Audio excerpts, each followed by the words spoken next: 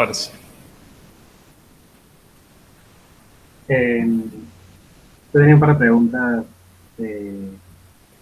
bueno, de varias cosas, no sé por cuál empezar. Respecto a lo de, viste que el compilador te puede decir qué vectorizó y qué no. Ujú. Cuando te dice lo de que te dice Clover's Memory, Sí. eso tenemos forma nosotros de levantar esa, o de arreglar eso, porque yo entiendo que es como que no lo logra vectorizar porque hemos llamado a memoria. Es porque está. Source Memory creo que le dice cuando está escribiendo mucho a cierto lugar de memoria o la pisa. ¿Qué problema tenés? No, porque generalmente me parece cuando está llamando a la función en vez de definirla y va llamando y escribiendo la función, entonces dice que no vectoriza por, por eso. Pero digamos, no sé en realidad si qué tan relevante es meterse con eso. Ok, pero ¿qué laboratorio es? Ah, el de molécula, el de dinámico molecular. Mira, no, o sea, no es. Lamentablemente el autovectorizador no es algo con lo que trate de lidiar mucho porque sí, ya me di por vencido. Así que no tengo no le tengo sacada la ficha de todos los mensajes. En particular Clovers Memory creo que no lo había escuchado nunca. Eh, sí, no sé qué interpretar por eso. Habría que buscarlo. De una. Y otra duda que tenía era, todo lo que entendí la otra vez, de una de las clases que vi, cuando vos querés, tenés loops anidados, donde el segundo depende de la variable del primero, ¿no? Porque, por ejemplo, viste en el cálculo de la fuerza, vos agarras la primera partícula y Sí. hago la fuerza con todas las demás. Y que entendí que no se podía hacer eso con un for each, ¿puede ser? O sea, a Porque ver. vos tenés for each, tenés desde i igual a 0 hasta n, y la otra va desde i más uno hasta n. Ah, ok. Sí, el for each de ISPC era medio pavo. Creo que no te deja declarar esa clase de for each. No sé, probaste ponerle for each Y o for each Y latina y después J que va de I hasta algo.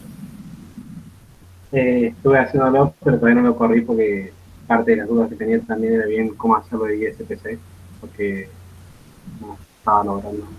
O sea, en el peor de los casos podés poner un... En ese momento que lo dijimos, estuvimos viendo alternativas. En el peor de los casos podés poner un if, el, el i es menor que j, sí, i j es menor que i, entonces continue o break, o sí, break. No, break no. Eh, y eso tiene un poco más de overhead, pero hace lo que quedarías, más o menos. De una. Y por ahí convendría que sea un SIF, porque Y sé que sí, hago todo, sí, todo un enfoque. generalmente lo agarra, o sea, si lo agarra uno es muy probable que lo agarren todos. De una.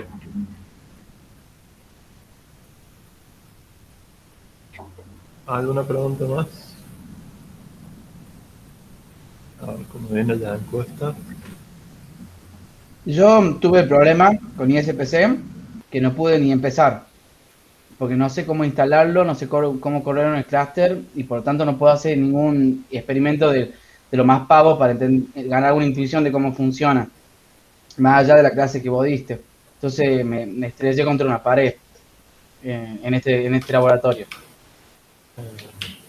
A ver.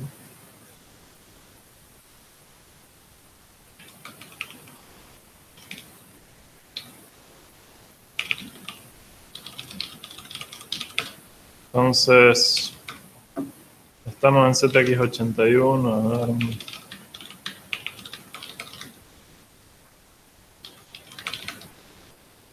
algún proyecto.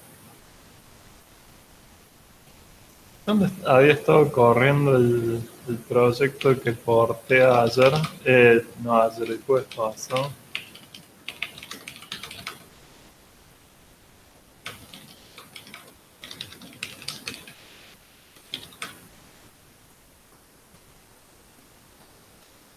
Estaba corriendo en ZX81, estaba corriendo en mi computadora. Bueno, no, quería mostrar ya que estaba que efectivamente ISPC andaba más rápido.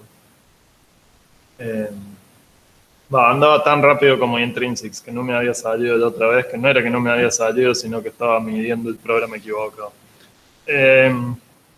Bueno, decía. Entonces estamos en ZX81, tengo algún proyecto en ISPC. A ver. Entonces hay código mezclado entre el lenguaje original, que hay que compilarlo con el compilador original, y el código que se porta en ISPC, que hay que compilarlo con ISPC, y después, al final de eso, hay que enlazar todos los .o que generan tanto ISPC como el compilador original. Eso es una forma fácil de hacerlo, porque yo todavía no sé ni cómo se arma una makefile, por ejemplo. Lo había mostrado en alguna clase, pero era decir, sí, que el archivo .o se genera aparte del archivo .ispc y hacer una reglita que corre ISPC. agrego eso al makefile del TinySync que yo uso. Eso, lo único que tengo que agregar es eso. Sí, eso te va a generar un .o a partir del .ispc y después a eso lo podés enlazar al resto del ejecutable. O sea, acá ISPC genera step.o y después uno en la línea de enlace del ejecutable, del binario, uno lo mete ahí adentro y ya está. Una pregunta, porque ahí, por ejemplo, vos tenés C++, entonces estás con G++. Pero ponele si el programa, el TinyMD, por ejemplo, está en C. ¿Cómo se puede hacer un único makefile para que haga tanto el ISPC como en, digamos, son dos lenguajes distintos, dos computadores distintos? O sea, ISPC es un lenguaje distinto. Ustedes tenían un makefile que en vez de usar CXX dice CC y en vez de CXX flags dice C flags. Pero sí, cuando genera el ejecutable tiene algo de este estilo. Creo sí, lo que yo quiero decir es, viste que ahí vos tenés en ese makefile, sí, tenía cosas para C++. sí. Entonces, ese makefile no nos va a correr el programa original, ¿verdad? O sea, así literal no. Pues esto quiere decir, si se puede hacer un solo makefile para que corra todo o hay que hacer dos makefiles. Claro, mi problema es que no se hace el paso cero. O sea, no sé ni cómo compilar, ni cómo se lo mete. Después la sintaxis, bueno, eso puedo probar y error, pero si no puedo ni meter las cosas más tontas. Acá estoy en TinyMD. O sea, en TinyMD ustedes tienen este makefile. Módulo, lo que ya hayan cambiado. ¿Sí? Por eso. Y ahí tenemos al principio CC, o sea, porque está todo en C y con GCC, ¿viste? Pero en el otro makefile tenía todo escrito como para C++. Entonces no sé si están chocando un makefile con el otro, o si hay forma de hacer un solo makefile para que agarre el ISPC y después corra tu programa. A ver, es lo mismo independiente del lenguaje, ¿no? O sea, vos tenés el lenguaje original que querés que el compilador ese compile las partes en el lenguaje original y enlacen todos los .o en el ejecutable, ¿sí? No sé acá, a ver, ¿qué es lo importante acá? Acá tenemos la regla hoy que genera targets. Targets son TinyMD y Bis. Bis, bueno, le ignoremos a Bis porque no viene el caso. Pero para TinyMD entonces dice que necesita tinymd.o y el contenido de objects. Objects son estos dos .o. ¿Sí? Entonces, ¿qué haces vos si agregas Bueno, no, me falta. Entonces, a estos .o los tiene que generar a partir de algo. ¿De qué? Bueno, del código C, porque y acá está la regla que dice de algo.o, algo.o generarlo con lo mismo .c, ¿sí? Usando esta regla. Ahora, ¿qué pasa si uno quiere agregar ISPC acá? Sí, esa era mi duda, digamos. ¿Cómo hacer un único makefile para que agarre todo, digamos? Bueno, supongamos que ustedes implementan parte de core en ISPC y lo ponen en... no, voy a empezar por la parte de ISPC. Lo ponen en core ISPC.c, entonces supongamos, no sé, a ver, no le voy a poner core bien. Lo ponemos en vectorial.ispc a nuestro código. Sí, entonces, ¿cuál es la regla acá? Que nos fue un tab, o sea que se va a quedar.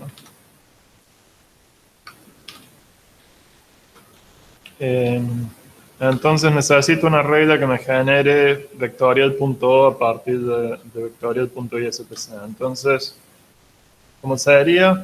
Bueno, sería llamar a ispc menos o vectorial.o vectorial.ispc. Creo que eso es todo. A ver, chequemos. Se le puede agregar también el punto H si hace falta. Es cierto. Vamos a decirle que también genera el encabezado para que incluya el resto del código. No entiendo esto del punto H, ¿por qué lo generan? ¿Por qué se hace un punto H? Es para que no lo tengas que escribir vos a mano. O sea, ISPC genera el encabezado a partir de las funciones export automáticamente. Para hacerte más fácil la vida. O sea, pongo siempre el menos H vectorial.h. Porque eso lo ponemos Yo no como... sé, yo no sé qué es un encabezado, o sea, con este A ver. asunto yo sé cero de esto. Para Ok. mí, tengo una intuición porque, bueno, sé leer y escribir, pero para mí es tocar botones que no sé qué es una caja negra esto. Bueno. Entonces, vos agregás una pavada y yo me pierdo absolutamente, por más que parezca obvio. A ver, explicación.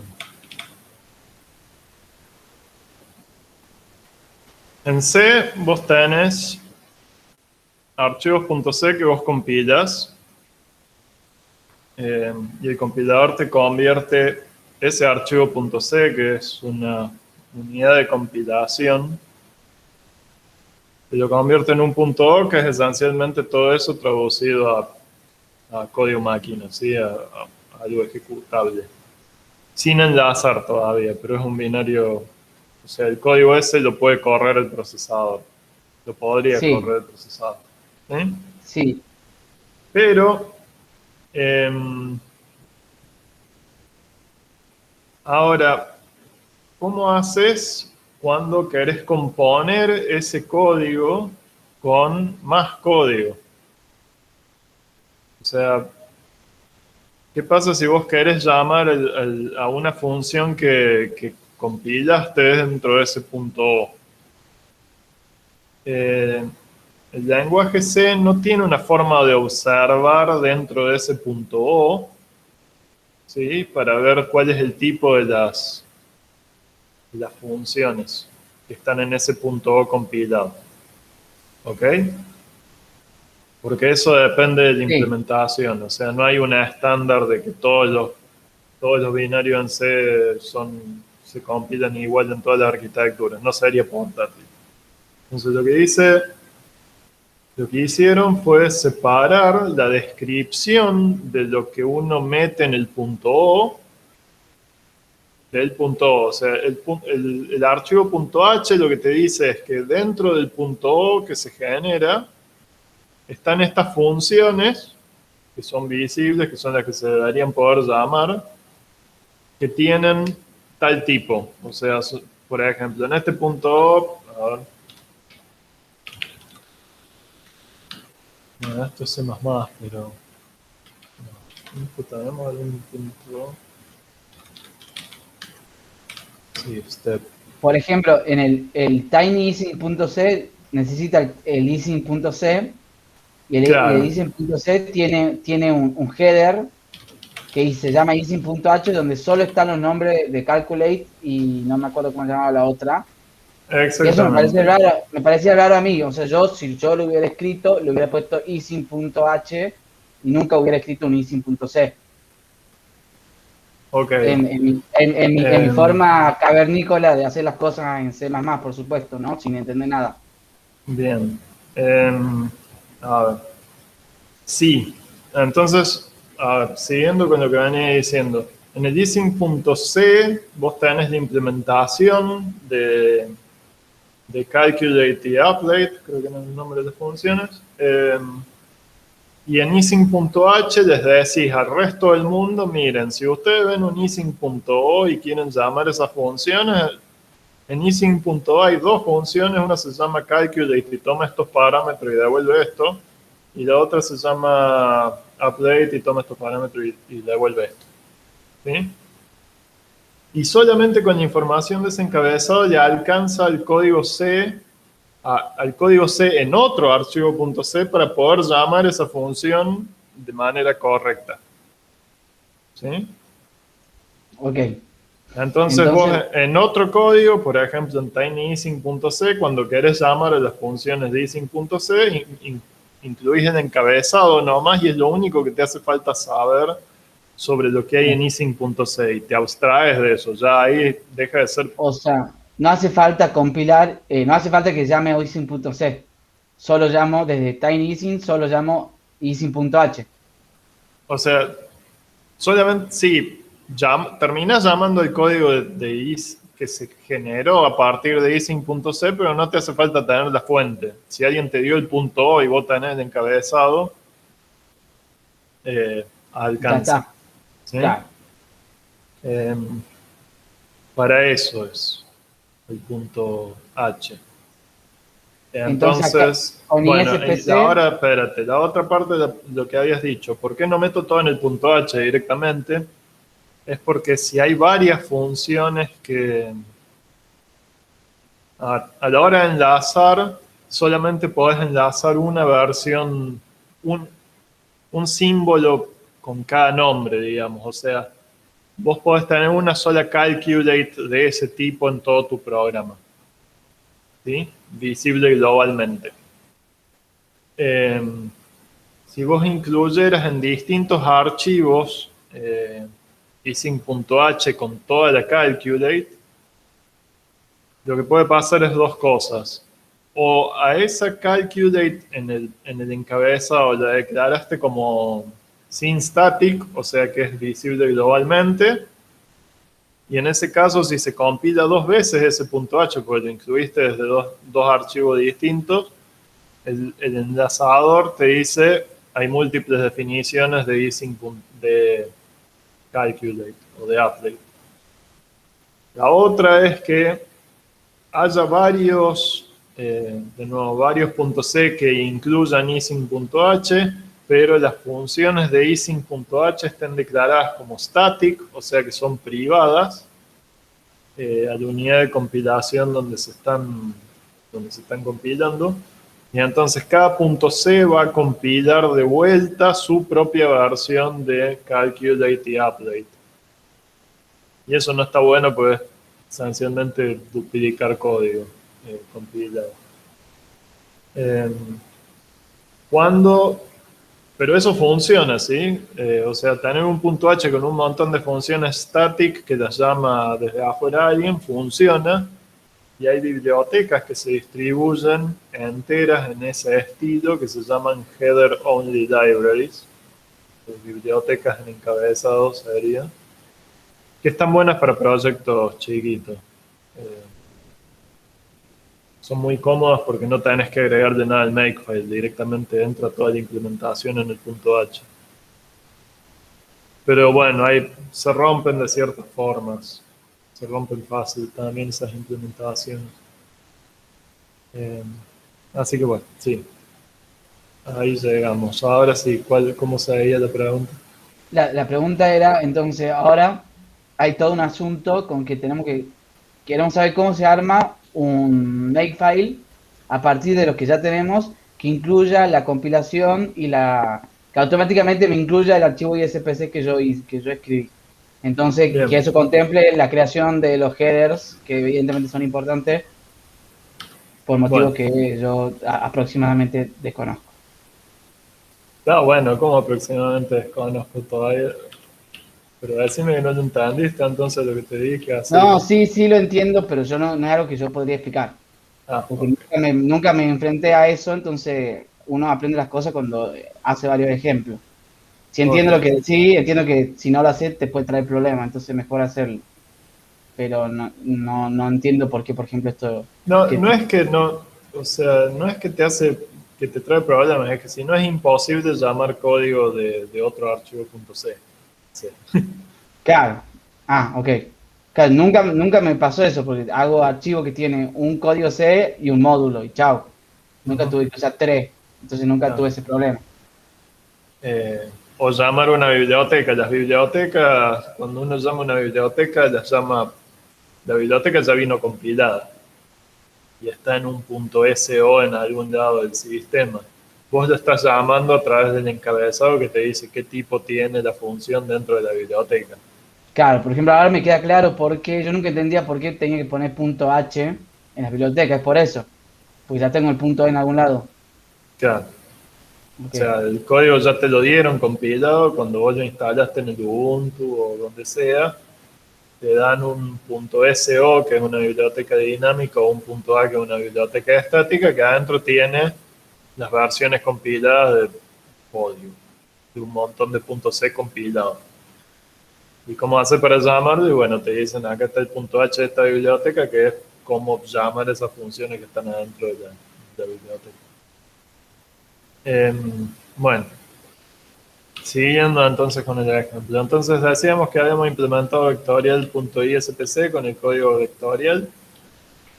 Y entonces, Perdón. Sí, O sea, entonces en vectorial.st es donde yo agarraría las funciones que quiero mejorar, me las llevo a ese archivo, las escribo en ISPC, digamos. sí, Y después vectorial.h va a ser el que en el código original, por ejemplo, yo borré la función, pero ahora la llamo con el h.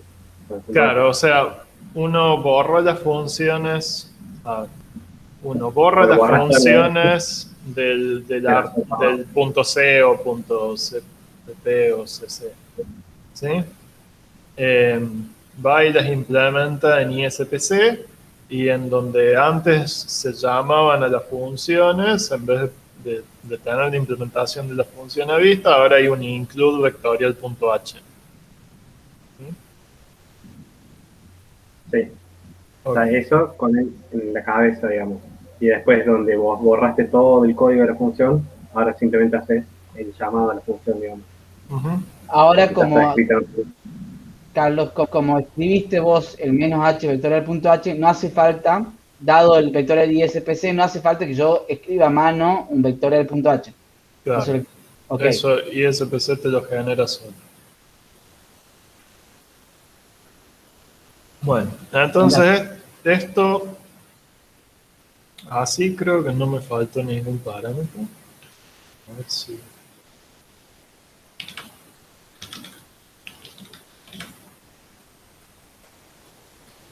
Vamos a probar.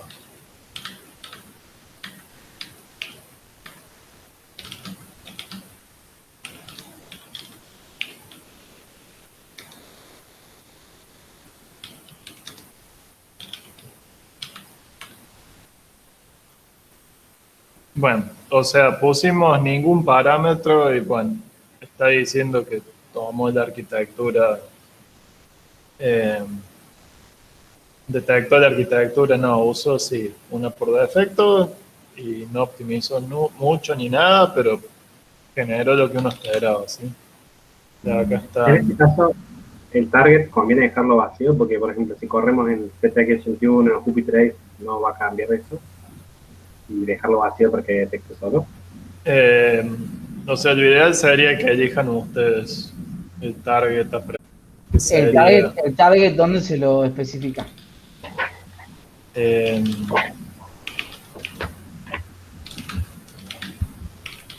Cuando uno lanza ISPC, uno tiene que decir el CPU para el que está compilando con menos menos CPU y el target para el que está compilando, que es el conjunto de instrucciones, y el program count. ¿Sí? O sea, acá estamos diciendo, por ejemplo, ABX2 optimizado para cosas de 16 bits y program count de 16, o ABX2 para cosas de 32 bits con program count de 4, o con program count de 8, o con program count de 16. Te da esas opciones. Y Eh, eso, digamos, para el ZX81 y para el Jupyter Ace, ¿de dónde lo sabríamos? Con el X86 Info, digamos.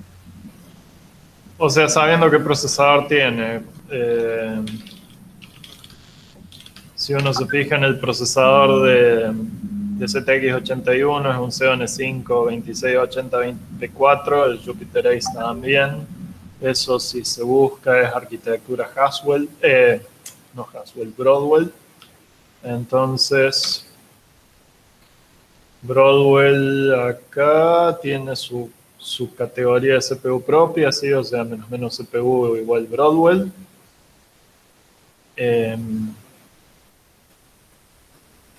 Estoy viendo si no hay dos versiones de Broadwell acá, pero parece que no. No. Y eligen alguna variante de ABX2 la que les haga falta. Creo que, por ejemplo, para TinyMD que usa doubles, deberían usar las de 64 bits por algo. Que creo que esa es la única, de hecho. Sí. Bien, entonces teniendo eso, ustedes podrían agregar acá menos menos CPU igual Broadwell, menos menos target igual a BX2, bueno, y 60, y 60, wow, 64 por 4, era así, sí, por decir algo, menos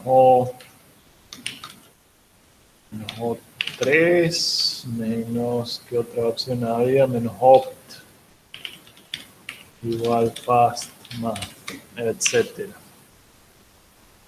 Entonces, Ahí, por sí. ejemplo, el O3, o podríamos poner, por ejemplo, OFAST o el OK, No sé si tiene resulta mejor, OFAST. digamos. De hecho, no tiene OFAST y Y SPC. después, bueno.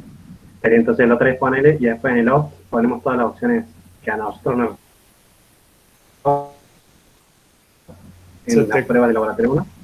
se te está cortando. Y SPC es otro compilador que tiene sus propias opciones. No cambia mucho la performance igual, pero tiene sus propias opciones.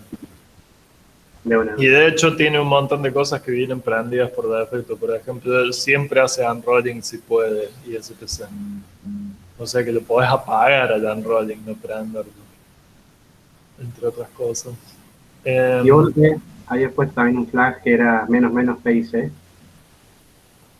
Sí, eso hace falta a veces para poder linkear el ejecutable, sí puede hacer falta poner menos pico.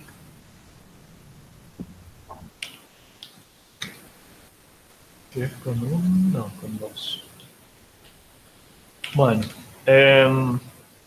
ok, entonces acá tenemos esta línea de ISPC que compila vectorial.ispc, nos devuelve el encabezado y el código compilado en vectorial.o. Ahora esto no es lindo ponerlo así que uno lo deja un poco más lindo diciendo, bueno, que ISPC es ISPC. ¿Sí? Entonces, si uno quiere decirle compilar con el ISPC en algún lado, nomás tiene que poner algo del estilo make ISPC y el path a ISPC, si quisiera redefinirlo, ¿sí? Desde afuera. Y lo mismo con los flags, ¿sí? O sea, todo esto queremos poder cambiarlo desde afuera.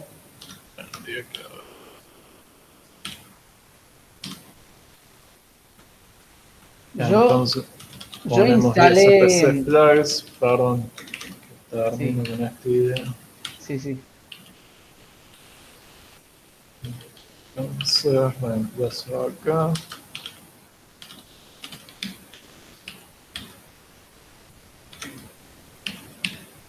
Bueno, entonces ahí uno podría decir make ISPC flags igual a otra cosa si quisieran cambiar los flags.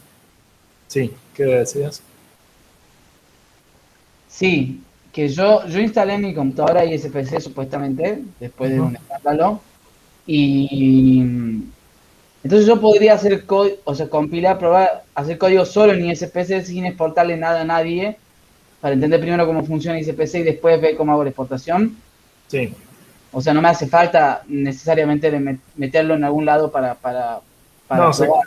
si querés ver si compilas, pone ISPC, el archivo .ispc y ya está.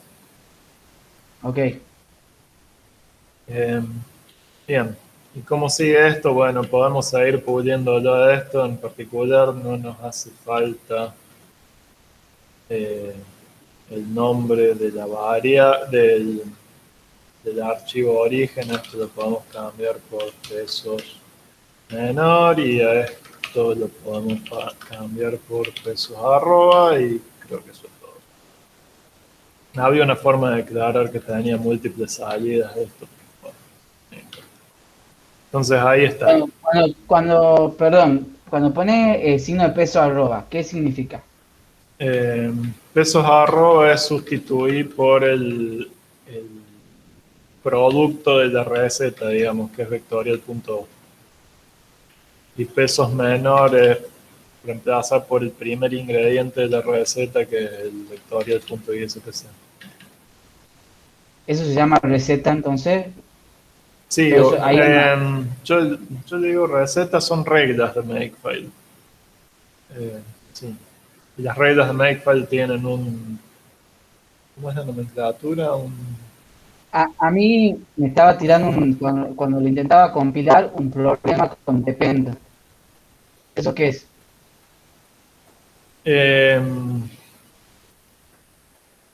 Con depend, bueno, habría que ver. O sea, el tema es que acá, en este Makefile, siempre se dice que si incluye el archivo .depend, que si no existe, lo que hace es generarlo a partir de esta regla, que dice que depend se genera a partir de esos sources, y sources es una lista de todos los archivos .c que hay en el directorio.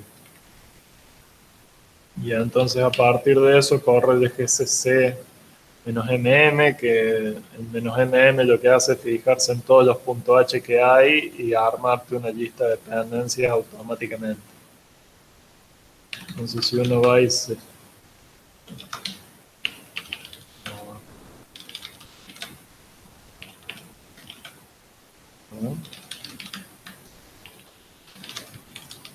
Lo podemos generar el punto de depend.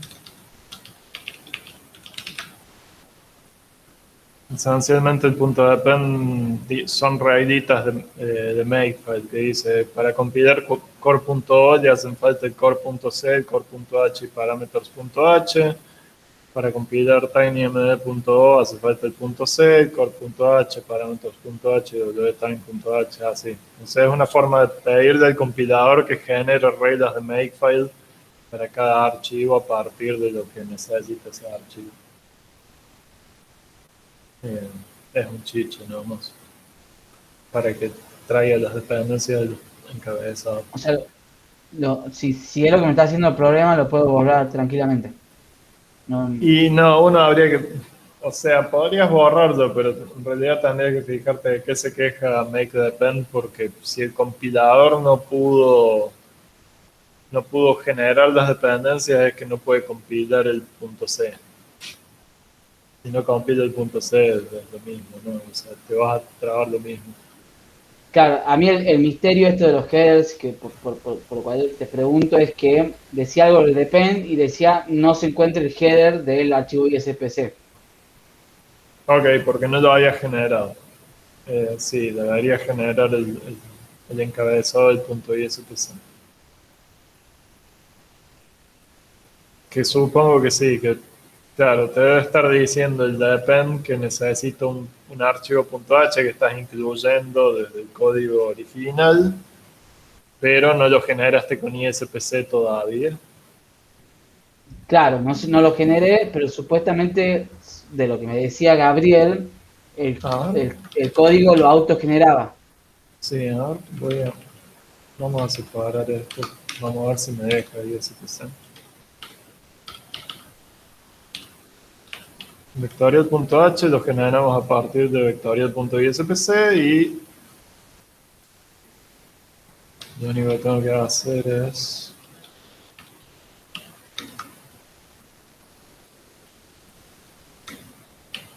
eso. A ver, lo vamos a escribir a explícito.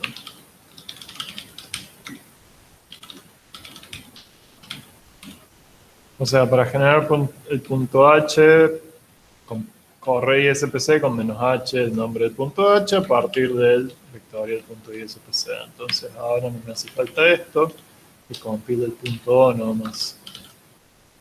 A ver si efectivamente funciona eso. Bueno, no va a funcionar nada de esto porque no existe vectorial.h, ¿no?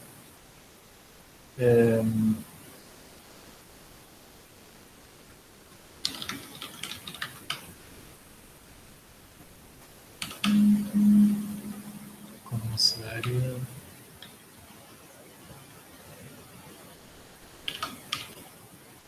No, si me pongo a hacer esto me voy a distraer un rato tratando de generar un punto. A ver, lo pruebo en otro proyecto. Tal vez con el proyecto que tiene Gabriel en Zulip. Hace un git clone y compílalo. Sí, a ver, pero no puedo hacer en esto.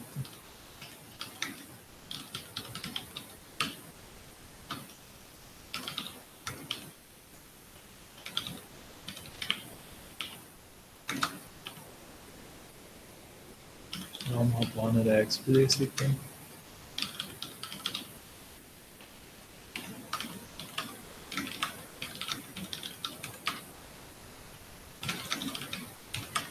Bueno, cuando hago make clean no me borra este punto H.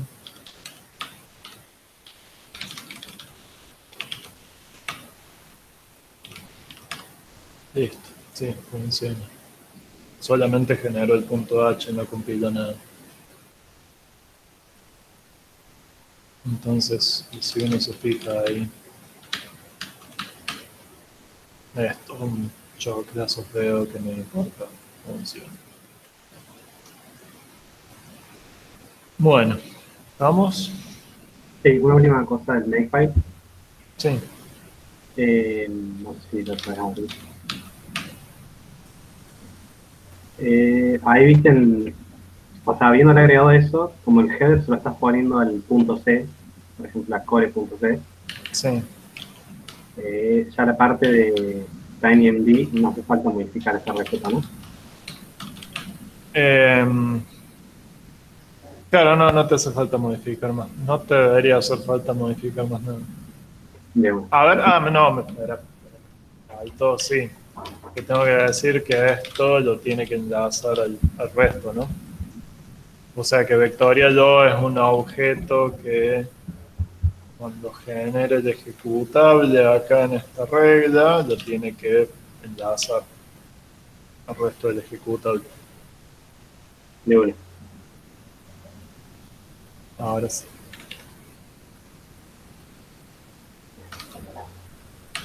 Bueno, estamos con compilación. Sí, Sí, hay que ver si lo puede hacer andar. yo tenía dudas de cuando hacer el export, viste, cuando ya estás modificando la función, digamos. Ujú. Vos le tenés que poner sí o sí a todas las variables de la función uniform. Y si Sí. son cero, lo tenés que convertir en array. ¿Puede ser? Sí, es una anotación. O sea, Básicamente borrar el asterisco y poner un corchete al final. sí. No, estoy en el proyecto. O sea, ese es... No. .ispc. Eso es una forma linda de decir algo que es mucho más feo, ¿no? O sea, esta línea de acá es lo mismo que decir uniform const float puntero uniform current. ¿Sí? Para escribir un poquito menos, digamos. Sí, una forma un poquito más elegante. Entonces por eso ya siempre lo hemos escrito así acá.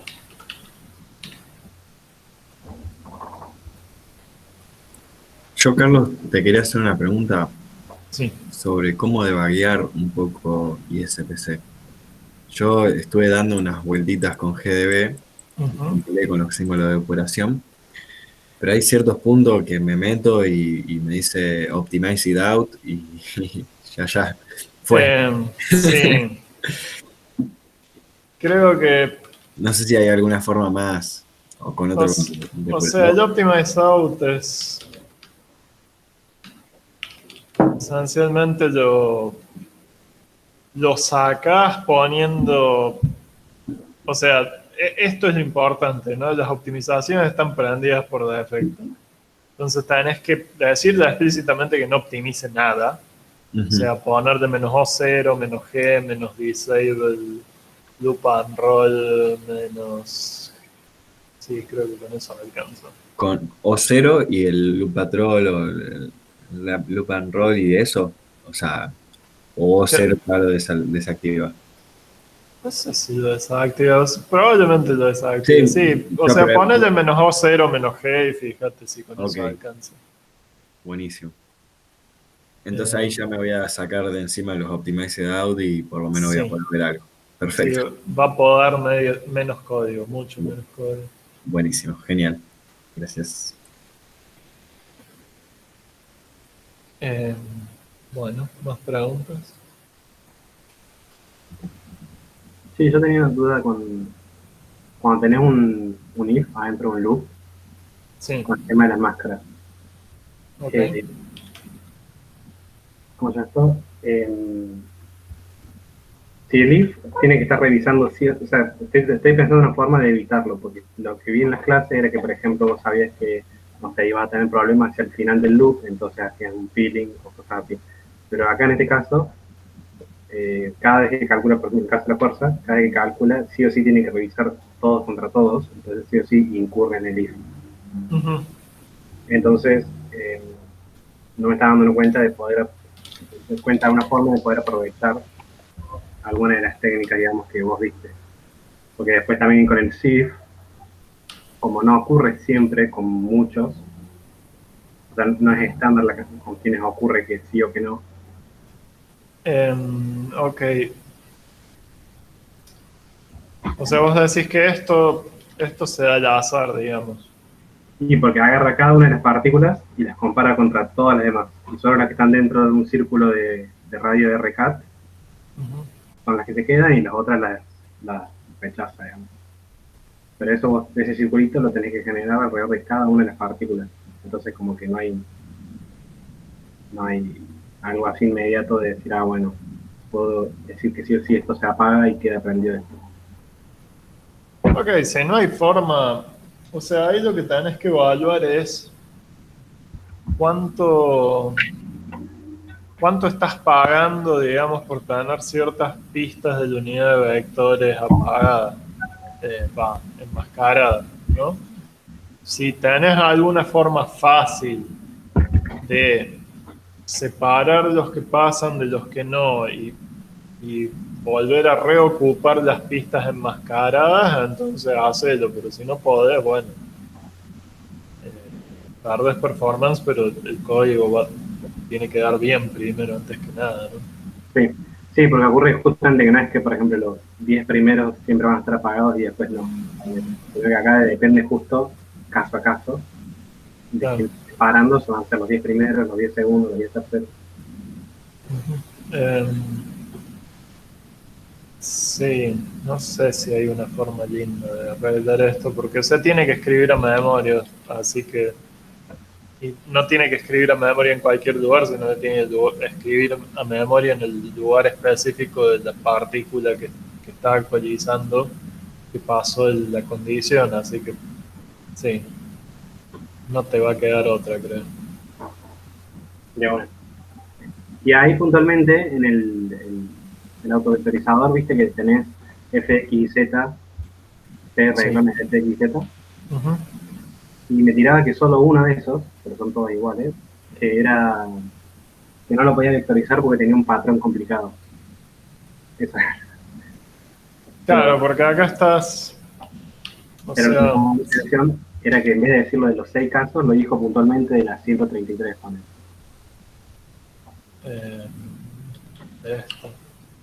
Ok, lo que pasa acá es que esto en memoria se ve como...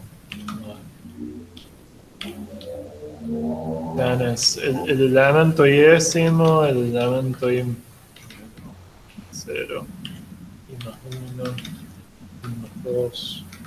¿Para qué arquitectura estás compilando? ¿Para SCE nomás? O sea, sin menos March Native. Sí,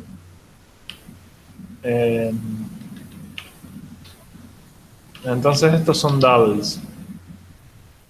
Si vos no decís nada, el compilador compila con SCE, ¿no? Usa el set de instrucciones SCE, que es de 128 bits. En 128 bits entran dos floats.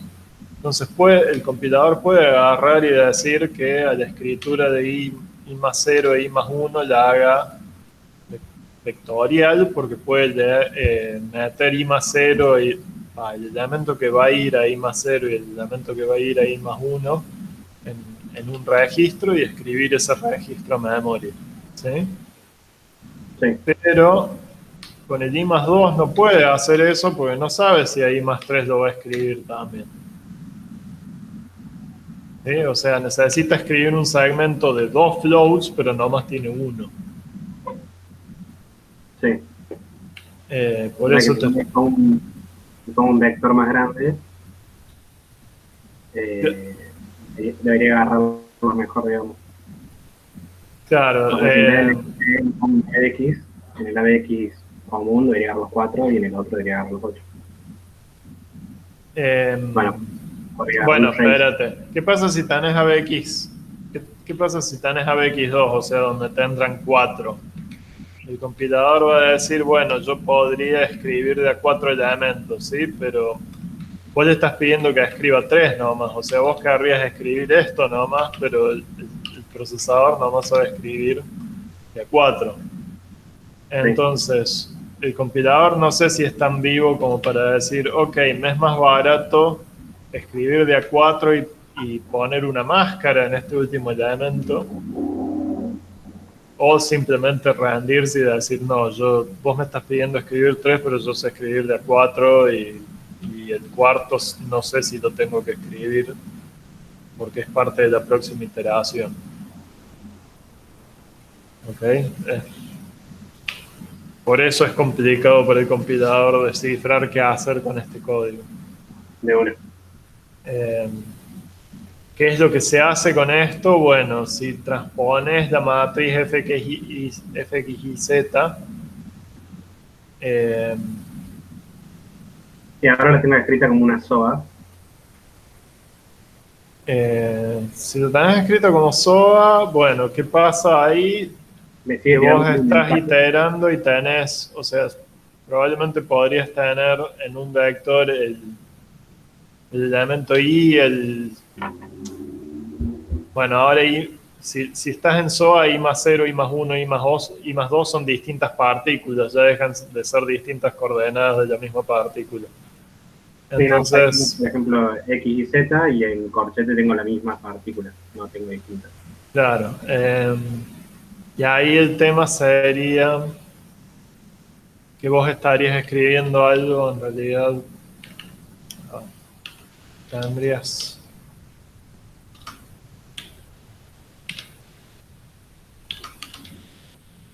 en tu código probablemente algo como 3 por n... No. No, ahí tengo, 0 por n, 1 por n más i. ahí no, ahí tengo solamente I. Ya tengo f de X y Z, punto X, punto Y, punto Z, y entre corchetes llamo siempre a la misma partícula. Ok, son arreglos distintos. Sí. Bien. Bien, si lo pones todo en una matriz queda algo así, pero... Y ahí entonces tengo solamente la I, porque llama a la misma partícula, la X, la Y, la Z. Bueno, ahora esto también lo pierde el compilador, ¿no? O sea, porque acá el compilador... sí, termina. Convendría juntar las dos X, las dos Y, las dos Z. Porque, por ejemplo, ahí tengo la X y la Y, de la partícula Y, la coordenada X y Z, y después la partícula J, la coordenada X y Z. Convendría poner tipo la coordenada X y la partícula Y, y en la siguiente línea la coordenada X y la partícula J. Entonces, para que agarre el mismo X, pero del mismo arreglo de X. No, entre I y J no vas a saber hacer nada porque están, o sea, está recorriendo el producto cartesiano, ¿no? O sea, no solamente puedes juntarlos para cuando J es igual a I más 1 o J es igual a I menos 1, que de hecho no puede ser I menos 1. Entonces, por ese lado no va a vectorizar. Lo que sí puede tratar de hacer el compilador, es decir, estoy iterando sobre J, que en realidad sería este código de abajo, no el de arriba, lo que va a vectorizar.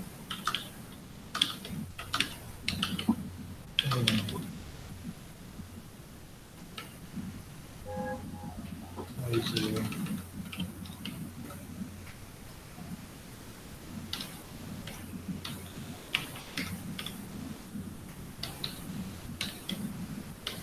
Este código yo sé que estoy iterando sobre J y va incrementando de a 1, así que puedo hacer esta escritura vectorial juntando varias iteraciones de este bucle, o sea, de este bucle, del interno, fijándome si entre esas, o sea, en cada iteración de tomar 4 iteraciones sucesivas de ese bucle, calcular la máscara y como escriben a lugares consecutivos, con iteraciones consecutivas, escribir a memoria de A4 usando la máscara que genera en el if este. ¿Sí? Que eso no lo puede hacer con la escritura del i, porque esto no avanza rápido, de hecho avanza lentísimo, o sea, i solamente avanza una vez que terminaste de darle la vuelta a todos los J. Sí. ¿Sí? Entonces esto no lo puede leer, escribir juntos, digamos. Siempre los va a escribir de uno. Bien. Pero esto sí lo va a vectorizar fácil.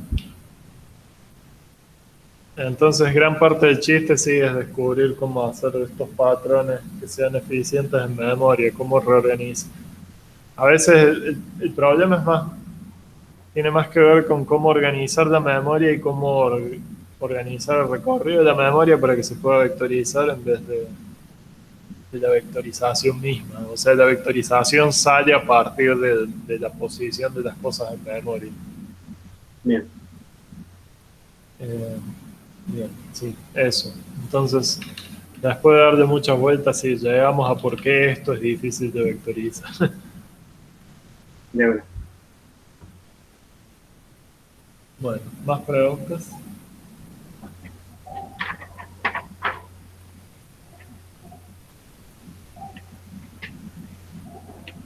A mí por ahí me quedó una duda. Sí. Al final, es decir, estaba tratando de hacer el PSG en ISPC, pero al final no pude, me di por vencido. Entonces, estaba con una de las dudas que me quedaron fue cuál es la diferencia cuando le agregas el guión bajo T al final de la unidad, cuando pone UIN 32 guión bajo T. Sí. ¿Qué diferencia hace eso? Sí, ¿cuál es la diferencia con el UIN 32 normal? No sé si Creo eso. que ISPC tiene su propio Wint32. ¿Era eso? Claro, sí, él tiene su propio int 22, pero lo que quería saber era cuál es la diferencia entre esos dos tipos de variables, digamos. Sí. No, no debería haber ninguna. Eh, la diferencia es que Win32T es parte de la estándar de C. ¿Sí? O sea, si te fijas en stdin.h,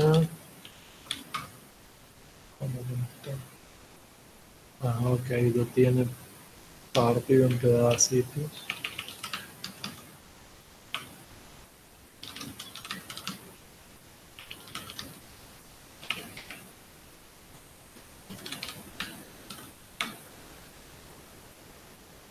A ver si esto acá.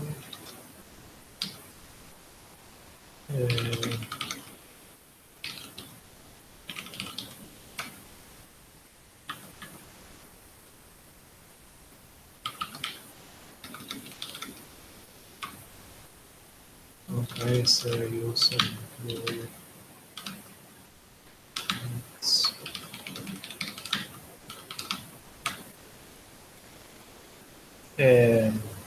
Acá está.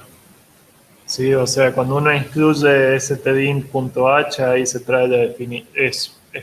Ese punto H es parte de la estándar de C y dice que Win32T es un tipo entero sin signo de 32 bits. Cómo lo implementa el compilador, no importa. Eso es parte de la implementación del compilador. Pero sí, el guión bajo T es porque le tenían que poner algún nombre y es medio convención de C ponerle guión T a los tipos. Guión T es convención ponerle guión T a los type defs. ¿Qué diferencia hay con el Win32 de ISPC? No debería haber ninguna.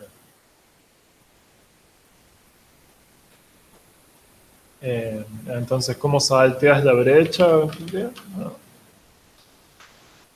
Si uno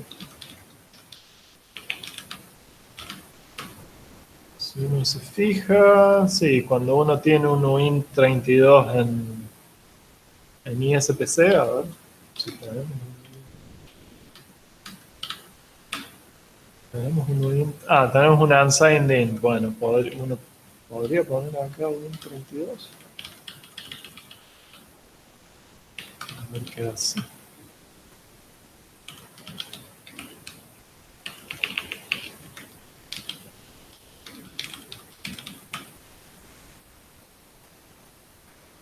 ¿Qué no le gustó? No existe Win32 en ISPC. Bueno. Es directamente int32, me parece. O sea, sin la U. Pero no es lo mismo, porque acá. No, es el UIN, es el UIN. El UIN solo es el int 22. Es UIN solo. Es así como lo tomo. Y si es 64, tiene que poner 64, pero si no es UIN. Ese es el UIN 32 de Acer, de eso. No le gustó tampoco. ¿Por qué no le gustó? Bueno. Conclusión, sí. Si uno pone unsigned. Int parece que es el que te toma como sentido. Le dejamos como unsigned int y eso efectivamente.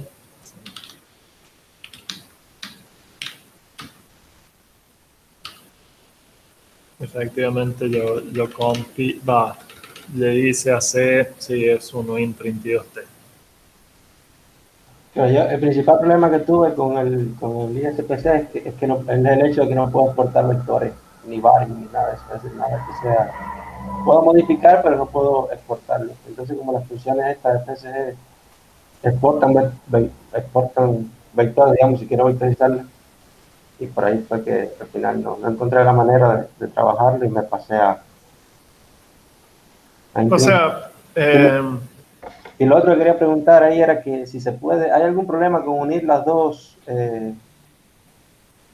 los dos métodos, el de ISPC e Intrinsic? Porque a mí me da error cuando trato de compilarlos los dos al mismo tiempo. no debería.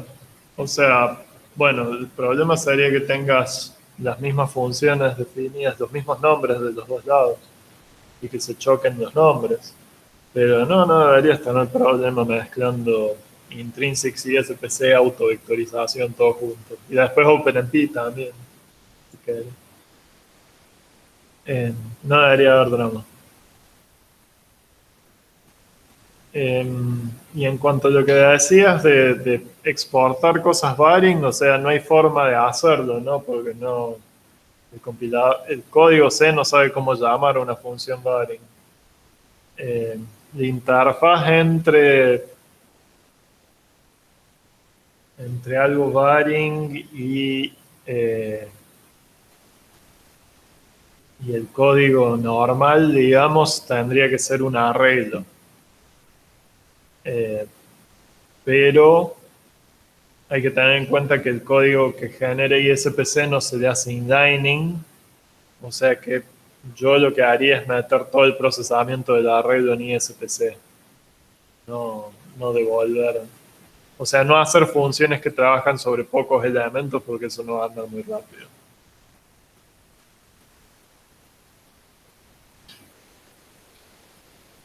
Pero bueno, sí.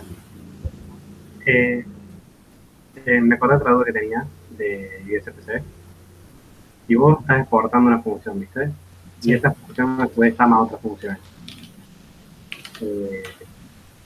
¿Tenés que definirlas de adentro o qué onda? O sea, si se puede desde ISPC llamar a código C, creo que...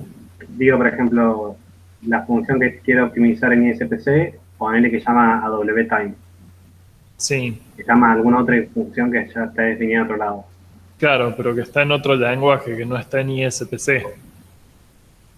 De una.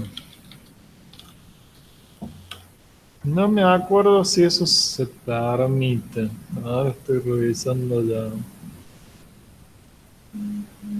la forma de llamar cosas.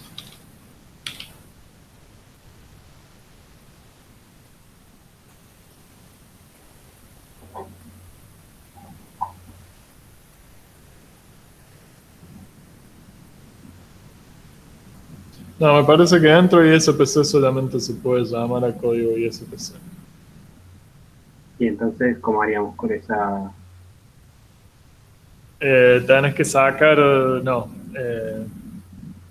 Porque ponerle el cálculo de las fuerzas llama a imagen mínima dentro del cálculo de las fuerzas. tenés que implementar imagen mínima dentro de ISPC. Pero eso sin el export, no haría falta el export. No te hace falta el export porque no la llama nadie desde a full. O sea que me traigo la descripción de la función del otro lado y lo pego acá para que sepa cómo agarrarlo. ¿Sería? Por ejemplo, el mínima traigo, copio y pego la imagen mínima, pero sin eliminarlo de donde está ahora, porque si no, no va. Ok, sí, copiarlo y pegarlo, pero hay que ver que sea correcto en ISPC, ¿no? Porque probablemente sea algo varying dentro de... No, o sea, generalmente sí, con copiarlo y pegarlo alcanza, pero hay que tener cuidado. Sí, sobre todo digo porque como no lo vamos a exportar, sino que simplemente lo vas a estar llamando por dentro.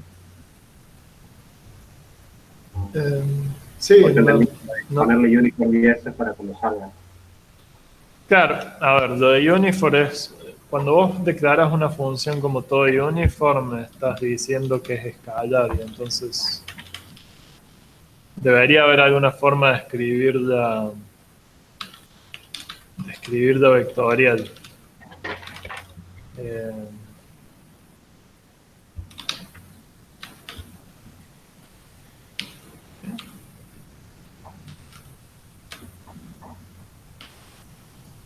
o sea, sí, esta función deberías poder escribir una versión. O sea, si la copias y la pegas así como está, sacándole el static, que sea una función que devuelve varying double y que tome varying double y otro varying double, esto creo que de hecho puede ser uniform, porque es lo mismo. ¿Es lo mismo? Y Sí, en caso, L siempre es el mismo para todos, así que eso puede ser uniform. Sí, eso es todo lo único. No te tenés que cambiar más nada. sí, no, me quería preguntar en general también porque con el WTime, viste que es la que está la que está en un header. Sí, a esa no la puedes llamar desde ISPC. Ah, porque, de una. Porque en la original nosotros teníamos un llamado al tiempo por dentro de fuerzas, por eso. Ah, ok. Sí, eso va a estar más complicado. Teníamos que ver la forma de ponerlo por fuera al llamado al tiempo, digamos.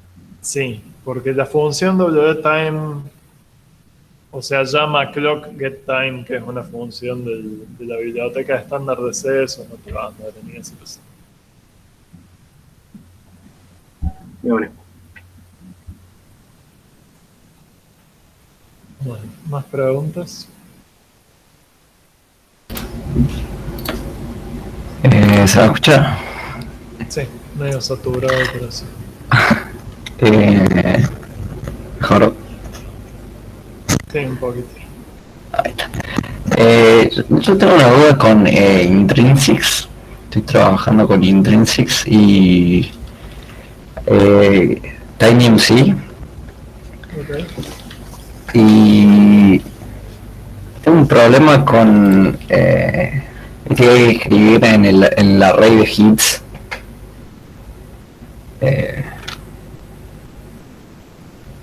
¿Cómo sabría? Te comparto la pantalla así. Bueno.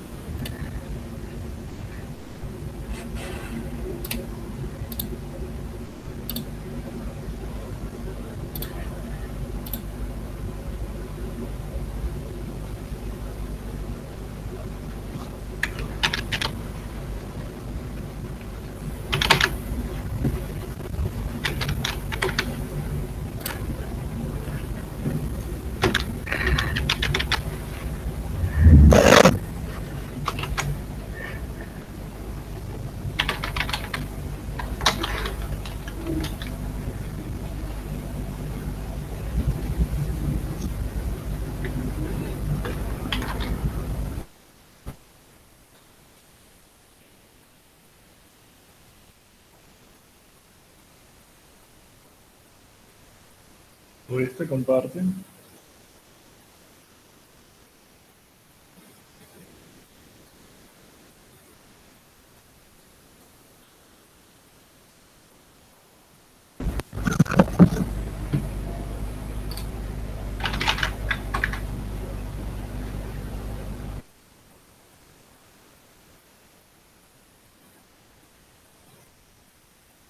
Bueno, en otro orden de cosas, mientras Álvaro trata de proyectar la pantalla.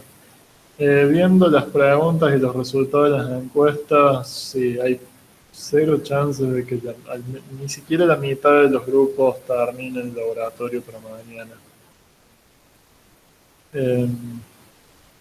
¿Qué quiere decir? Que nos vamos a atrasar con el resto y probablemente tengamos una semana más de laboratorio al fin de clases. Y queremos completar CUDA bien. Pero sí, me parece que ¿Puedo hacer un comentario? sí. Yo, como usuario de la materia, por decirlo de alguna forma, me interesa muchísimo más CUDA y la parte esta que viene que esto de ISPC. O sea, si hay que elegir qué sacrificar, yo sacrifico esto. De hecho, estoy seguro que lo voy a usar en este laboratorio y nevermore in my life. Entonces digo eso como usuario de la materia, no sé qué piensa el resto. O sea, todo muy lindo, pero CUDA es un lenguaje SPMD como ISPC donde haces todo de manera vectorial, o sea que si no aprendiste a usar ISPC te va a ser difícil usar CUDA. Eso no lo sabía, eso no lo sabía. Así que sí, es un paso. No lo damos al vicio, digamos. Sí, bueno, entrega tendrá que ser como la otra vez hasta el domingo, inclusive, así nos queda el lunes para revisar las presentaciones de los otros grupos. Si hay grupos que ya terminaron, pueden subir las presentaciones en cuanto completen y pueden disfrutar de su fin de semana. Es de vuelta un informe a vos y un video en el Zoom. De nuevo. Y hablando de la materia en general, una duda que yo tenía era, porque dijo eso del objetivo de cursar la materia que yo. Yo también estaba interesado en ver la cuestión del paralelismo en programas que ya vengan hechos. Porque, por ejemplo, para la tesis yo trabajo con programas como si dijera LAMP. El programa ya viene con un montón de cosas hechas, pero por ahí la cuestión es no cómo escribir el programa, sino cómo indicarle hasta dónde paralelizar, qué parte no, todas esas cosas. No sé si se entiende mi pregunta. Ok, LAMPS en particular sé que es un monstruo gigante que tiene distintos modelos de paralelismo en distintos módulos. Entonces, ¿cómo aplicar lo que o sea, de acá salí sabiendo cómo es el paralelismo, pero de ahí a cómo mapearlo a LAMPS en particular bueno, hay todo Quantum Expresso, y es como, ahora estamos muy adentro del código, pero en esos programas vos no te metes en el código, sino que de alguna manera le indicás cómo separar los encores, en hilos, en esto, en aquello. Entonces, sí, bueno, sí. A veces si lo separas demasiado se te rompe y no corre. Claro, o sea, bueno, ahora podés saber, incluso leer el código y tratar de entender cómo parten el problema y cómo mapean distintas partes del problema, distintas unidades, ¿no? En Quantum Expresso, o sea, parten el problema primero en procesos MPI y después dentro de cada proceso usan OpenMP, a veces, no siempre. Sí, pues depende y que eso funcione bien o no depende de qué tan grande es lo que estás partiendo entre hilos. O sea, si tenés pocas cosas para repartir entre muchos hilos OpenMP, no va a escalar nada. Pero sí, esta materia para alguien que es usuario que está buscando cómo correr un poco más rápido el LAMP y Quantum Expresso, sí te da información, pero la parte de código medio que no te va a servir a menos que quieras ponerte a optimizar esos códigos. LAMPS creo que usa Raya igual. O sea, ellos usan un framework de C++ de paralelismo que se llama Raja. O no, ¿era Raja o Cocos el que usa LAMPS? Cocos. Bueno, y te podés fijar, sí, cómo son las diferencias entre esos dos. No son como lo que vemos acá, de hecho, ninguno de los dos, porque es más visto desde lejos, digamos. O sea, es más de patrones de cómputo que paralelismo fin. Álvaro. Sí, en la página decidió clavarse. Ok. Ahí trato de empezar de nuevo.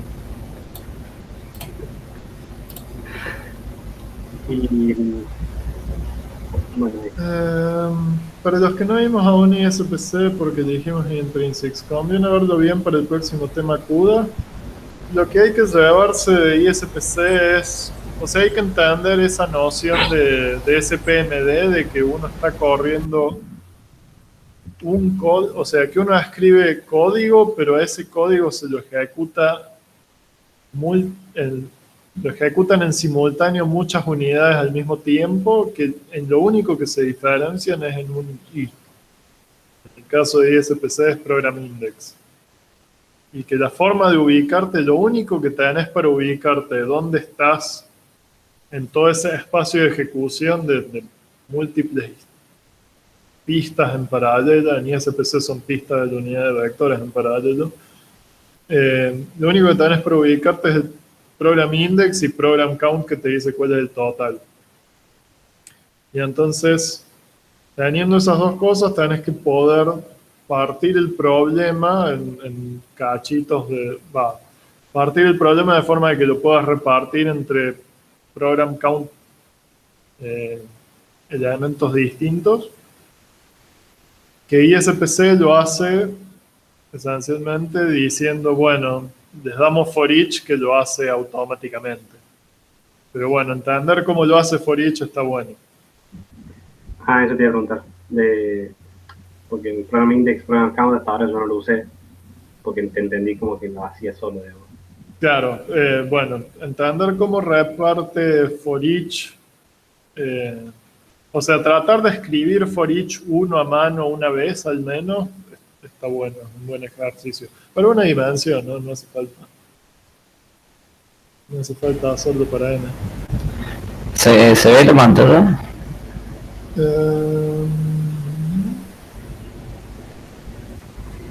Sí. Acá en el estamos haciendo todo de full vectores y en la acá sería la parte de los hits. Sí. O sea, para mí tira un segmentation fault. Creo que es por el shell vector. O sea, no sé si está bien definido, o sea, hasta lo castigo acá desesperadamente. Claro, es que sí, no podés tomar un índice de un M256. Entonces, ¿cuáles son tus alternativas? Alguien había notado que sí había forma de sacar elementos específicos de un M256, pero eso es una extensión, creo que de GCC. Lo que podés hacer son dos cosas: o escribir todo el vector a un array de 8 elementos, si tus vectores son de 8 elementos, y después recorrer el array ese sumándolos a hit en la posición adecuada, o recorrer el vector de A1 y sacar de A1 elemento usando extract o alguna de esas funciones o creo que había una convert las convert que toman el primer elemento del vector. Entonces podés hacer convert para sacar el primer elemento y shift de todo el vector un elemento para que te quede el próximo al principio, ¿sí? O sea, igual no estoy haciendo con M256, sino M256 sí. O sea, de lo que es lo que era hacer la raíz esta de las x cuadrado más y cuadrado más z cuadrado con esto, que sería esta parte, le hago una conversión de precisión simple a enteros de 32. Uh-huh. Y después está este max shell vector que es o sea, son el shell de -1. Sí. Y el mínimo acá también se lo hago. O sea, eso no lo... tampoco se puede iterar sobre esos vectores que son de enteros. No. O sea, sobre el registro de vectores no podés iterar. No podés iterar con un índice. Podés iterar, sí, haciendo esto que decía de agarrar el primer elemento y hacer un shift. Bien. ¿Cuál es las introducciones de nuevo, perdón? ¿Cómo? Las instrucciones. Las instrucciones son CBT, creo que tiene una forma de extraer cosas. A ver si... Ahí no sé cuál es yo tengo una función que hace, digamos, que te copia el vector ese de 256, te lo copia a un float de 8, digamos, un vector de 8. No sé si es eso lo que necesitas. Claro, él necesita una función que a partir de un vector devuelva un int o algo Claro. que no sea vectorial. Y esas funciones son las de... Vamos a ver, x2 por x. Sí, por lo castel. Hay una que es vector PS, que le pasas el puntero del vector. No, Del pero global. no hace falta tanto, ¿no? Fíjate. En Intrinsic Guide está esta función, CBT SI256 a SI32, que lo que hace es, de un vector de enteros, saca el primer elemento de ese vector y lo devuelve como int. ¿Sí? Eso es parte de ABX1, creo. Sí. Y lo mismo para float, ¿no? O sea, está CBTSSF32, que agarra el primer elemento de un vector y lo devuelve como float.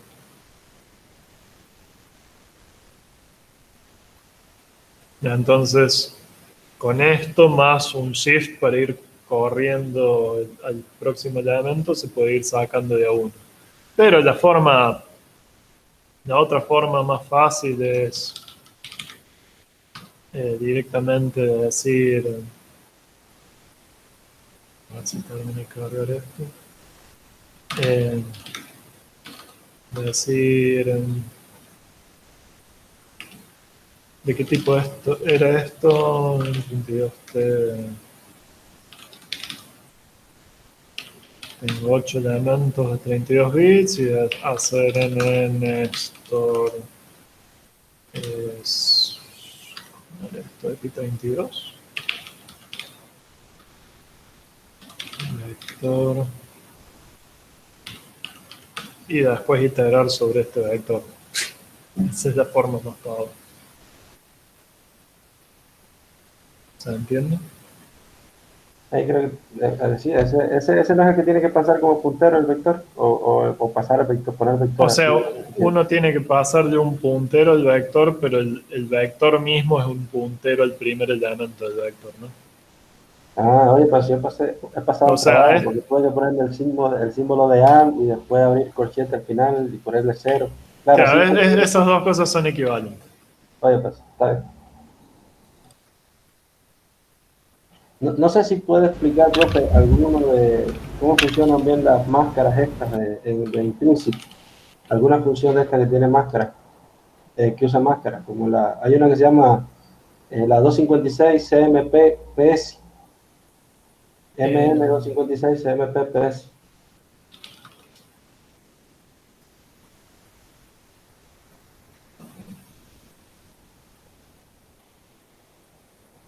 Es ahí, es decir, que no entiendo bien cómo funcionaría. Es decir, qué es lo que es el constant int ese que tengo que pasarle y cómo está Ok, eso. ¿Qué bien. significan las opciones?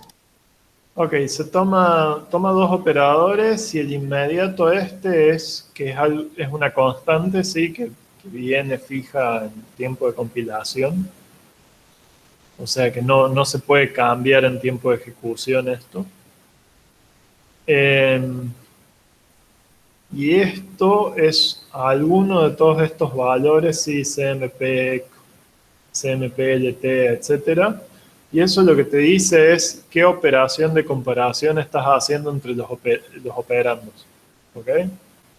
Entonces, si vos pones CMPQ, estás pidiendo que el predicado que le aplica sea la igualdad. ¿Sí? O sea, que A igual a B. Y en ese caso, el resultado va a dar true solamente en las pistas donde hay A sub I es igual a B sub I. Si vos pones CMPLT, CMPLT OS, no sé qué es OS o Q, habría que ver. Bien, hay que ver bien esa parte de Y la operación. El constant int ese, ¿qué serían los numeritos estos que están al frente? Un 0, un 1, un 2, un 3, eso. ¿Qué cosa? El constant int, es decir, la constante que hay que pasarle, ¿qué sería? Uno de estos numeritos, 0, 1, 2, 3, 4, 5, 6, que está al principio de la... Claro, ¿Cuál sí. es la cadena esa? Sí, creo que hay algún define con una versión más amigable de esto, ¿no? Bien, un intri.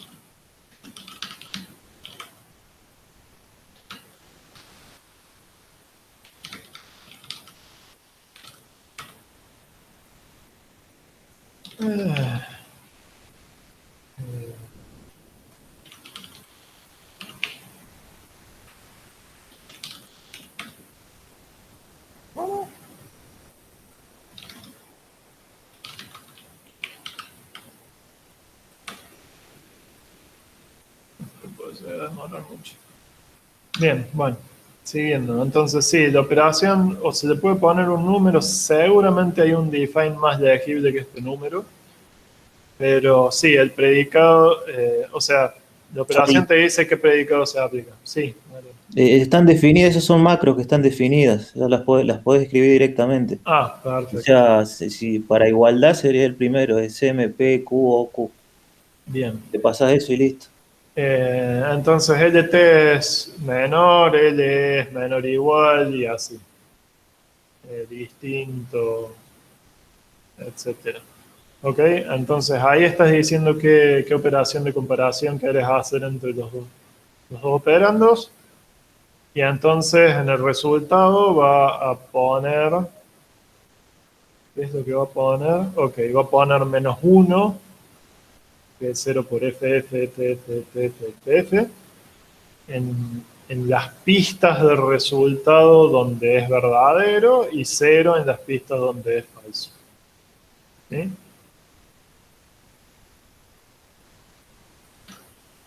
Ok, gracias. A ver. Profe, yo tengo una duda. ¿El informe te lo tengo que mandar a vos? Sí, Ah, porque con mi compañero hicimos el lab 1, subimos el video, pero no sabíamos que teníamos que mandar el informe del sí, lab 1. mail Te lo a mí. mandamos. Ah, dale, ahora te lo mandamos. Uy, qué cosa horrible. A ver si está.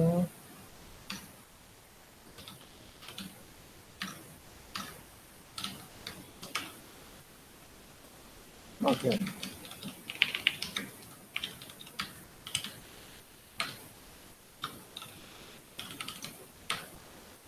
Entonces sí, ahí en los inclusos está definido este nombre tal cual con el valor que le vamos. Sí, como decía Mariano, podés poner estos nombres en vez del número que dicen qué operación es. ¿Está bien? ¿Se entendió? Ok, sí, entendí, gracias. Bien. ¿Más preguntas? Yo tengo una, pero no sé si es pregunta en realidad. ¿Viste en el clúster? Me pasa a veces que estoy corriendo y viste tenemos un tiempo máximo de 20 minutos. Sí. Y no se me corta y sigue corriendo, pero o sea, sigue pasando el tiempo, pero no sigue calculando. Entonces está ahí como ocupándolo viciosamente, entonces yo tengo que entrar y cancelarlo a mano. ¿Cómo sería? O sea, el proceso está corriendo, pero no... No estoy escribiendo nada nuevo. Ah, ok, se te clavó el programa. Sí, o sea, corta en una parte, pero no lo corta en sí, digamos. Y sigue corriendo, pasan 25 minutos, 26, entonces tengo que entrar y cancelarlo yo. No. Ah, no lo mata cuando se termina el tiempo. Eso quiero decir, eso es. Pero, y a pesar de que sigue ocupando tiempo, tampoco sigue corriendo. Entonces, como que no hace ni lo uno ni lo otro. Ok, es algo que está mal en la configuración de Sudorm. Debería matarlo bien muerto al final de los 20 minutos. Sí, por eso entonces me estoy poniendo alarmas cada 20 minutos para entrar y cancelarlo yo. Sí, ¿qué será? Molesto.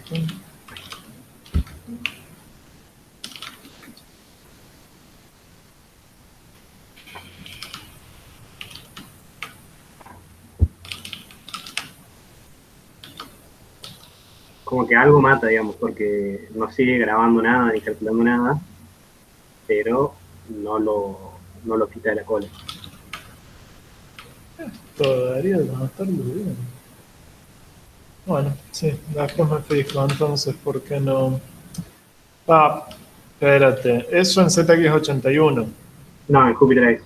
Ah, no, Jupiter Ace creo que tiene una cola de 30 minutos, no de 20.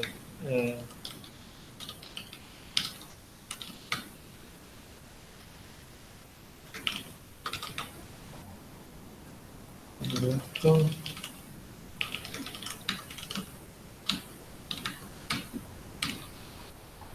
Sí, en Jupiter Ace son 30 minutos antes de que te maten porque habíamos dicho que Jupiter Ace era para las medidas buenas y ZX81 era para probar. Ah, de bueno, yo había entendido eso, entonces no sabía qué onda. Porque encima pasaban los minutos y no se me escribía nada nuevo. Entonces digo, no sabía. Era eso. Ok. Sí, bueno, igual si se te clava, o sea, se te clava. Fíjate que está pasando ahí que queda colgado el programa sin hacer nada. Va, o por ahí en realidad no es que queda colgado, sino que está ejecutando, pero está en una iteración que demora mucho tiempo y se excede el tiempo que tiene. De una. Que vos tenías TinyMD, decía. Sí, Claro, sí, cuando a escala. para los tamaños grandes tarda una banda Sí. Sí, no es que no esté haciendo nada, es que sí, no va a terminar en el tiempo que se pide, ¿no? de una. Charlie, Sí. no quiero molestar porque capaz que lleva mucho tiempo, porque ahora que puede vaguear, estoy viendo que tiene unos comportamientos medio raros, no tanto en el algoritmo en sí, sino, por ejemplo, se me anuló un vector entero de la llamada en C a la llamada ISPC, directamente uno me pasó vector null, el puntero null, Ah, al 0 y en un for each que iría de 0 a la grilla n por n, sí. el index cuando me paro empieza en todo 0 y después hay un menos 1.000.000, 1.000.000.000 y un 32.000. Muy raros, no sé por qué, capaz que estoy entendiendo o estamos entendiendo mal cómo se escriben estos loops. O sea, el índice que en una iteración queda como -1, digamos, o algo así. ¿Te puedo mostrar un segundito la pantalla? Sí.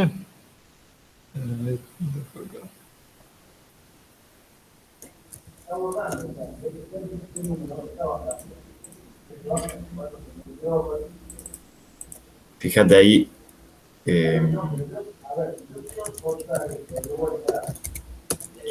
Yo le pongo el breakpoint nada más en la llamada. Y fíjate que ahí ya se llamó y en el X0 tengo null. Sí. Y en el backtrace, o sea, en la llamada anterior, el lin solo está entrando con el puntero bien. De hecho, también se pasa mal el A, casi 0, pero bueno, no es 0. Y acá yo tengo N64 y acá se me está pasando N32.700. No sé si puede ser algún error en la conversión de los tipos o algo, Claro, porque es bastante raro. Y la primera iteración, como te decía acá en el for each, me dice 0, y capaz que ya te digo, estamos entendiendo mal o algo, pero qué raro. ¿Por qué el -1 antes del último elemento?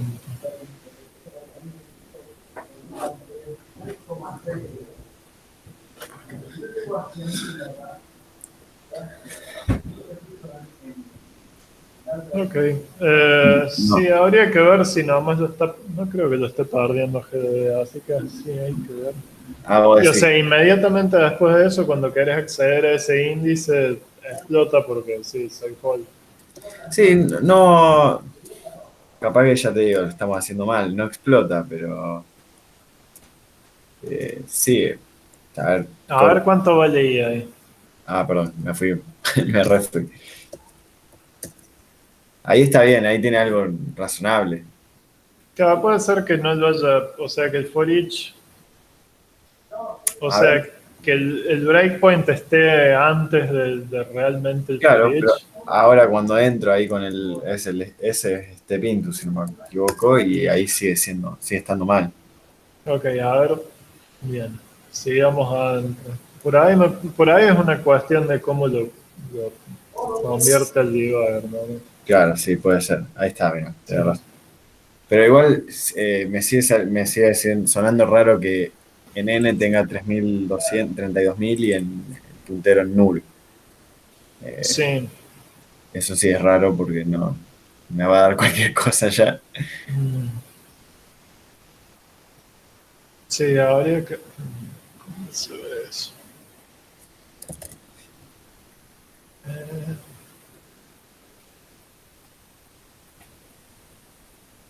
y X0 también vale bien al momento de... Claro, antes de llamarse está todo bien. Cuando se No, no, llama, y dentro de la llamada también, pero ¿por qué el puntero? ¿Será porque todavía no lo usa, entonces no está en ningún registro? O sea, ¿cuándo es el primer uso de X0? Ah, es dentro del stencil. sí, es dentro del for each. A ver dónde está el primer uso de X0. Ponete un breakpoint ahí. En 89.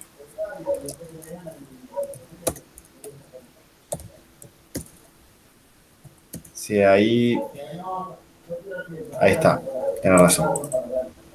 Sí, o sea, todavía está optimizando, lamentablemente. Está bien, yo me estaba asustado, la verdad que puedo ver y digo cosas null, n raros, dije, está pasando cualquier cosa. Está bien, Sí, perfecto. es que está haciendo aparecer las variables al último instante posible. Perfecto. Que no es bueno, no es bueno cuando le decís o cero que querés debuguearlo tú.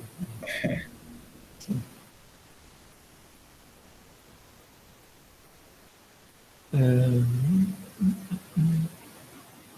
ok, el chat está hablando sobre lo poco tiny que es TinyMD.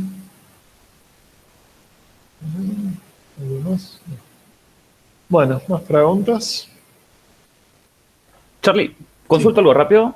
Ujú. El compilador se queja, no se queja, tira un warning cuando importamos el archivo con ISPC, porque el H que genera, creo que lo genera para C++, o lo genera para C++ y para C, y el compilador se queja porque no es compatible con C99. Lo compila igual, funciona todo bien, pero ¿hay alguna forma de ayudarlo con eso? Eh, a ver qué usa de C99 que no le gusta. Es solo para saber si podría arreglarlo, pues si estuviéramos usando la bandera de tratar los warnings como error, estaríamos en el horno. Pero acá Bueno, pero no es lindo eso. claro. ¿Qué hizo step.h? Esto no suena generado por ISPC.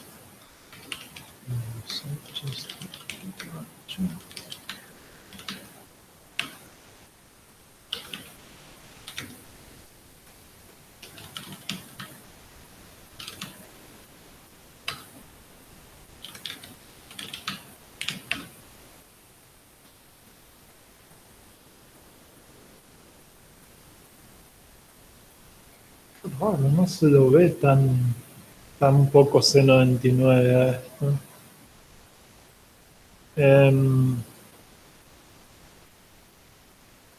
¿Qué será? Bueno, sí, a ver, si el código generado por ISPC, si el encabezado generado por ISPC no le gusta al compilador C, ignorarlo al borde. No Perfecto, es sí. momento. O sea, habría que, en realidad, ¿qué hay que hacer? Es mandarles un bug report a los de ISPC que lo arreglen, ¿no?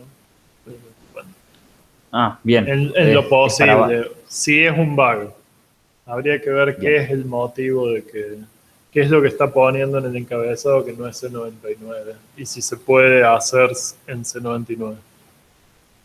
Bien, claro, sí, en ningún lado le estamos pasando que sea compatible con ese estándar, entonces tranquilamente puede ser que nos falte una bandera, pero preguntaba por las dudas, Pero curiosidad. todos los proyectos pedían C11, ¿no? Creo que había llegado a pasar a todos los proyectos a C11. Por ahí es eso que pide alguna extensión. Bueno, sí, habría que ver el error específico. Y tiro otra consulta rápido. Si en el LORM, cuando encuadramos tareas, estamos pidiendo usar, por ejemplo, que le pedimos que use los 28 cores, Sí. ¿por qué les permite, por qué se siguen pudiendo correr tareas en el fondo que están corriendo fuera de Slurm? ¿No las tendría que detener y decirles No, que todos los no, procesadores son Slurm míos? no tiene control sobre el resto del sistema. Ah, O sea, perfecto. lo que pasa en un clúster es que, o sea, en un clúster en serio, como el centro de computación de alto desempeño, el acceso a los nodos de cómputo es solamente a través de Slurm. O sea, no puede haber un usuario en un nodo de cómputo que haya llegado haciendo SSH él mismo. ¿Sí? Bien, sí, está todo abstraído. Entonces, como lo único que lanza procesos ahí es Slurm, entonces corren solos. Pero, de hecho, lo que sí te puede meter ruido son cosas que corren los administradores, que están corriendo procesos de monitoreo y esas cosas, pero bueno, los administradores nos encargamos de que eso sea liviano. A veces no tanto. Pero sí, o sea, Slurm no se fija de que el resto no corra, nomás se fija de que cuando corre él, que asigne los recursos que pediste y que cuando te vas te borre todo lo que dejaste. Bien, bien, perfecto. Pensé que Slurm se adueñaba del CPU y no le dejaba usarlo a nadie. Así que esto tiene más sentido, más fácil. De hecho, hace algo. No sé si podría hacerlo. O sea, tiene cgroups que te deja hacer esas cosas. ¿Te deja hacer esas cosas? O sea, es el mismo mecanismo que se usa para lanzar containers, pero cuando vos lanzás un container, en realidad estás restringiendo lo que puede correr el container y no lo que puede correr el resto del sistema. Nomás el sistema operativo va a tratar de esquivar ese core porque está ocupado, no por otra cosa. Así que sí, no sé. Tendría que pensarlo un rato. Si podés hacer con cgroups que Ok, sí, sí hay una forma. Tendría que hacer que cada login de los usuarios corra en un core específico. O sea, que empiecen ya como en una jaula todos los usuarios. Eso es lo que se hace, de hecho, en algunos lugares. Pero sí, no lo vamos a hacer. No, está bueno para saber que se puede, pero bien, eso. Sí, cosas feas de administración y los usuarios que no tienen límites. O que les gusta, a los usuarios les gusta encontrar los límites, en realidad, eso. Bueno, ¿más preguntas?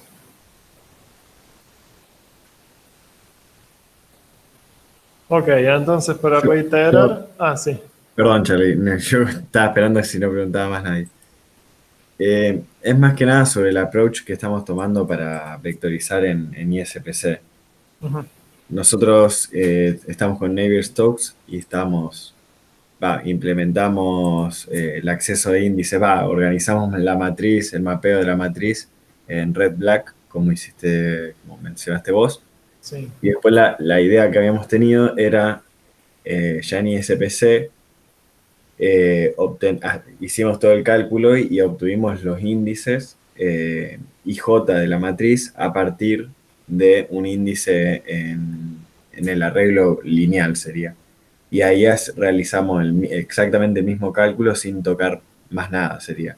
Ujú. Quería saber si era, no sé si óptimo, si era bueno o malo hacerlo de esa forma.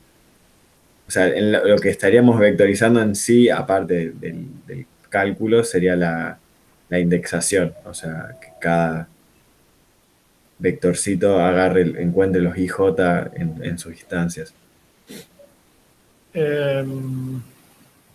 Ok, ¿y el ISPC no se pierde? Ahí no te dice warning que voy a generar un gather, un scatter o algo así. Mira, la cantidad de warnings que nos tira es impresionante porque estamos usando funciones de módulo y un montón de cosas que...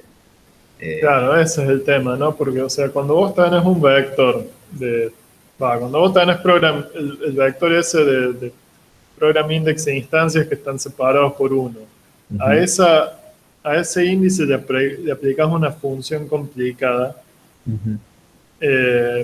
Lo más probable es que ahí lo pierdas a ISPC, que incluso si esos índices dan contiguos, que ISPC no lo deduzca. Yo lo que haría, o sea, lo que tenía de lindo la organización Red Black, esa que había dado, era que vos podés recorrer el arreglo de cada color de a filas usando índices secuenciales, o sea, pararte al principio de la fila y decir, desde acá esto es 0 y de acá el 0 hasta el n/2, vamos nomás, con un for each. Y eso te vectoriza derecho. Claro, entonces lo que habría, o sea, lo que habría que reescribir en realidad sería la cuentita y la forma de encontrar las casillas negras. Claro, lo que tenés que calcular raro es ¿cómo se diría? El índice no, pues fíjate que el índice de los vecinos es siempre el mismo, al menos para arriba o para abajo es siempre el mismo. Lo único que tenés que ver es para los costados cuál es distinto, y es o un +1 o un -1. Pero, o sea, una vez que decidiste eso, que lo podés decidir por fila, y una vez que decidiste dónde empieza la fila, que también lo decidí una vez por fila, todo el resto es hipervectorizable. Bien. O sea, yo sí optimizaría por ese lado. Fíjate que una vez que estás parado en una fila al principio, podés decidir todo para que el compilador no necesite adivinar. Ok.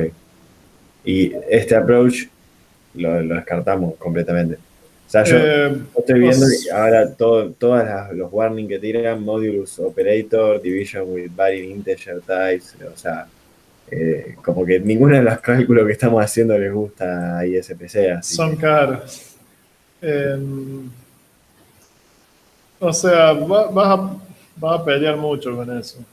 O sea, el módulo, ¿para qué era? El módulo para ver si es par y... Claro, no. Y empezar a jugar con eso, o sea. Claro, o sea, vos estás recorriendo el espacio de n por n de a 2, o sea, saltando los negros.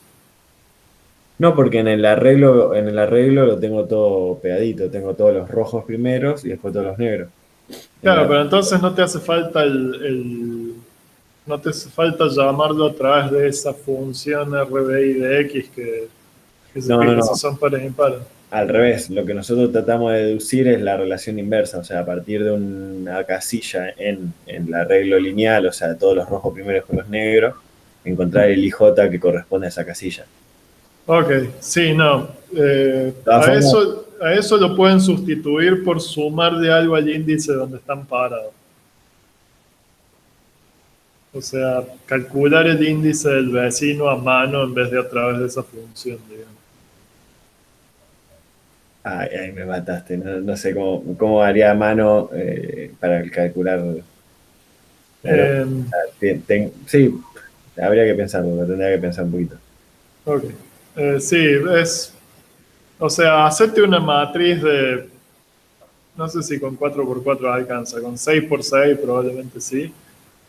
Hacerte una matriz de 6x6 roja y negra y separarla en dos, digamos. Y fíjate cómo quedan los índices. Esencialmente lo que te va a pasar es que el índice de al menos un vecino es el mismo índice donde estás parado en la matriz negra. O sea, si estás parado en el índice Y en la matriz negra, el vecino rojo es el índice I. Bien. Y el vecino de la fila anterior es I menos en el ancho de la fila, digamos, y el vecino de la fila inferior es I más el ancho de la fila, y te queda el vecino de algún costado que es más o menos 1. Perfecto. Genial. Bueno, voy a ver de tratar de encararlo por ahí. Ya no jodo más por ahí. Gracias, Charlie. Bueno, ok, ya estamos con las preguntas. Igual, para decirlo de vuelta, se extendió el plazo hasta el domingo, así como la otra vez, o sea, entregan el domingo, el lunes, tarea, ver los videos de sus compañeros del mismo trabajo, y el martes, les tiro el enunciado del Lab 2 y discusión de los laboratorios. ¿Ok?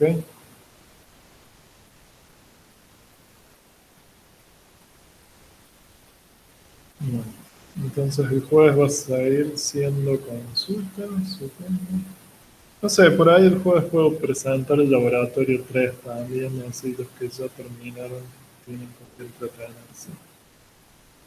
Porque no les damos suficiente trabajo en esta materia. Bueno, nos vemos pasado mañana. Perfecto. Hasta el jueves.